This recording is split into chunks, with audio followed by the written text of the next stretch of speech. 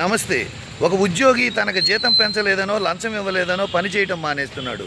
ఒక డాక్టర్ తనకు ఫీజు ఇవ్వలేదని చెప్పేసి ఆపరేషన్ చేయడం కూడా మానేస్తున్నాడు. ఒక రాజకీయ నాయకుడు తనకు పదవి ఇవ్వలేదని చెప్పేసి పార్టీలు సైతం మారుతున్నాడు. అదే ఒక జవాను తనకు జీతం పెంచలేదని ఇప్పుడు యుద్ధం మానేస్తే, ఒక రైతు తనకు గిట్టుబాటు ధర లేదని, సరిగ్గా పంటలు పండట్లేదని వ్యవసాయం మానేస్తే, ఒక కార్యకర్త తనని సరిగా గుర్తించట్లేదని చెప్పేసి పని చేయడం మానేస్తే, ఈ సమాజం, ఈ దేశం మనుగడ సాగించగలదా? గొప్పతనం అనేది చదువుకునే చదువులోనో, నీకున్న ఆస్తిలోనో, ఉన్న పదవిలోనో ఉండదు, నీ గుణంలో ఉంటుంది. గుర్తుపెట్టుకో.